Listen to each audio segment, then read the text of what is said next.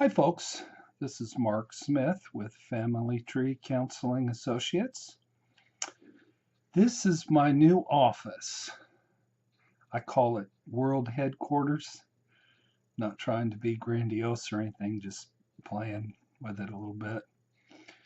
But I've got a little different setup here for the videos, and that is I'm going to use my Skype camera because it's just a little bit more convenient. And uh, you guys are used to me with the background changing, and I'll do some of that, but that takes about 20 minutes to set up. And with this Skype camera, it is pretty instantaneous. So let me know if the sound is okay, and if you like this format, or if you really like the goats and the birds and the chickens in the background changing. So howdy, folks. Um, so I'm going to do a video today entitled Be Bold, Be Brave, Be Brilliant. It is based upon this picture sayings that I got at Onsite several years ago. I don't know who the author of this is, and it doesn't even say be bold. It says be colorful, be brave, be brilliant.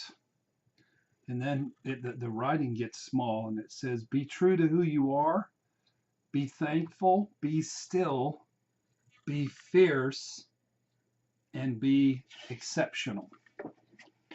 So I don't know, it's been hanging in my bathroom for several years now, and I go in there and I look at it, and it's just been talking to me, and I just have some things to say about it. So here we go. My daughter youngest daughter has gone off to social work school like her old dad. And I was together with all my children, my three kids.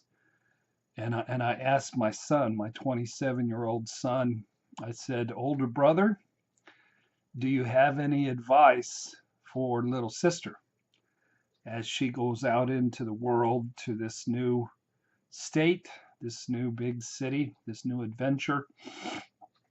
And my son said something I thought very profound. He said, just be you, just do you, and you'll be all right. And I thought, wow, this kid's 27 years old, and he's got a hold of self-individuation and healthy entitlement, and he has a great life. My son he's a bit of a workaholic, but he's just an amazing young man doing amazing things in the world. And a lot of that flows from a confidence he must have got from his mother. So I don't know if he got all that healthy stuff from his old dad. But so I'm going to go through 8 points here, and they're the 8 points on this picture, but I'm going to mix them up because the most important point is be true to who you are.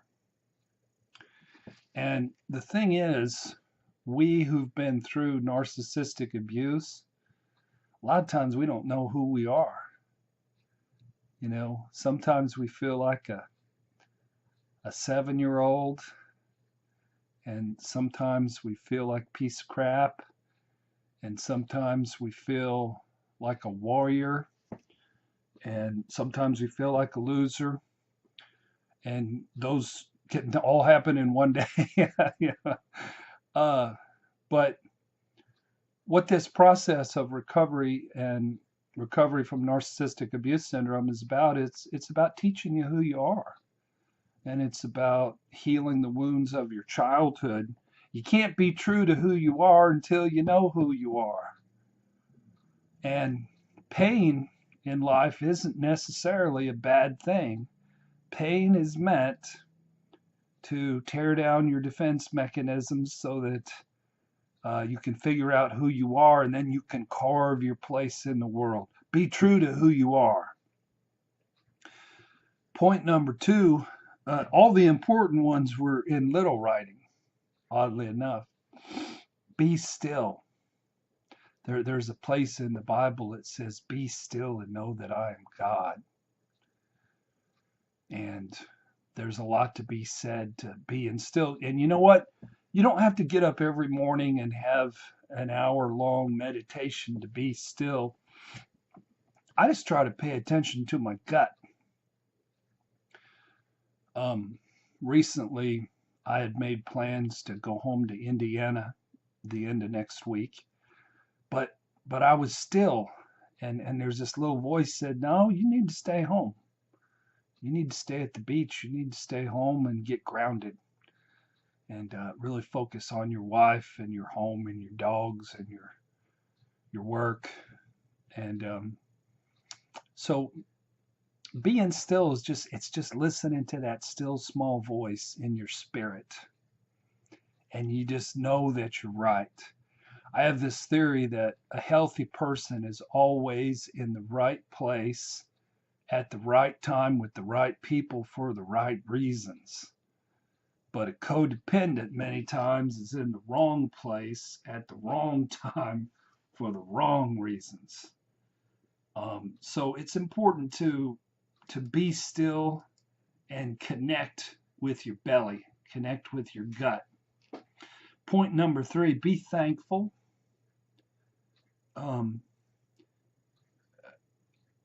So many people who go through horrendous wounding are bitter at their spouses or their former spouses or their former partners. And they're missing the point of what the whole thing was designed to be. It was all an opportunity to help you heal. So I am very grateful for the difficult, painful experiences that I've been through the past 12 years of my life, because it's brought me great blessing. I'm really happy right now. My wife and I have a wonderful home, and we have a wonderful life and a peaceful life. And I'm going to start making lots of videos because I got lots of energy. We've been getting settled and selling a house and buying a house and going back and forth, and but we're in this wonderful neighborhood with friendly people and swans everywhere. It's a beautiful thing. But be thankful and be non-victimy.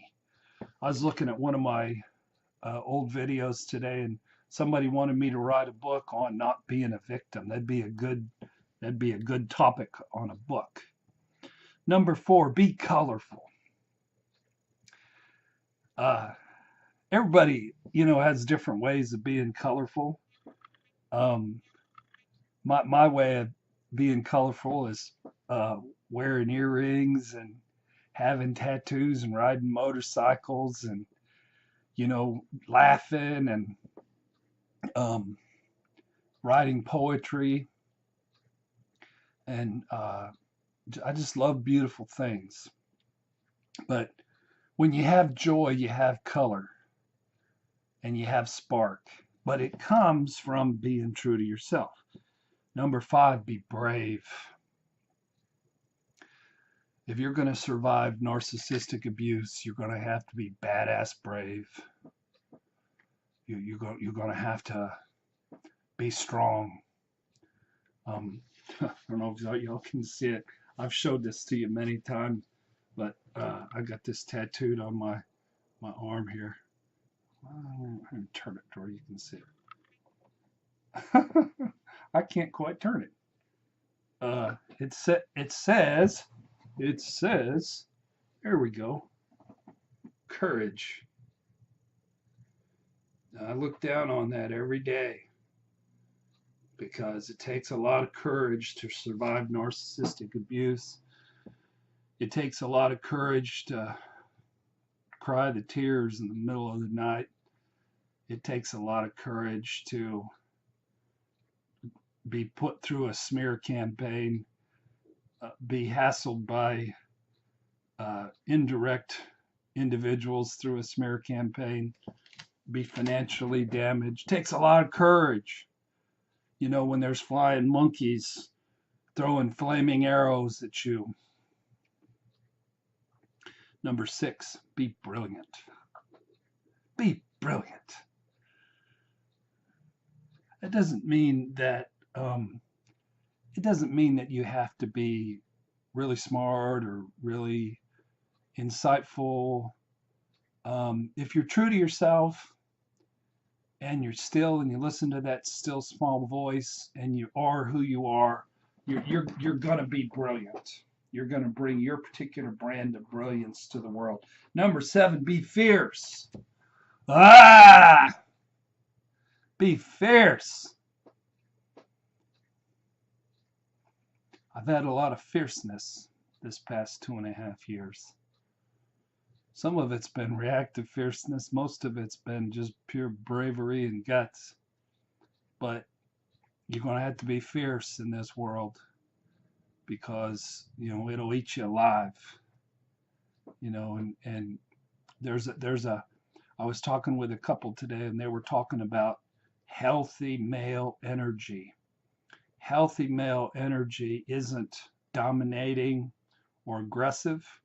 It's vulnerable and humble. So be fierce, be vulnerable, and be humble. But be fierce. The last one is be exceptional. Hey dudes, if you're true to who you are, and if you're still and you listen to the still small voice, and if you're walking around filled with gratitude instead of victim mentality, and you're colorful, and you're brave, and you're brilliant, and you're fierce, you are going to be one exceptional human being. And you're going to light the world on fire.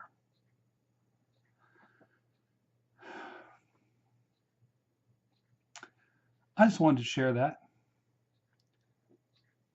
Be colorful. Be brave. Be brilliant. Be true to who you are. Be true to who you are. Be thankful. Be still. Be fierce. Be exceptional. Thank you for watching today. If you haven't joined our channel, why haven't you done that? You ought to do that. Also, visit familytreecounseling.com. I have 6 really good books, including one on recovery from narcissistic abuse syndrome. I'm going to be back with you often. Let me know how the new background works for you. Care about you all.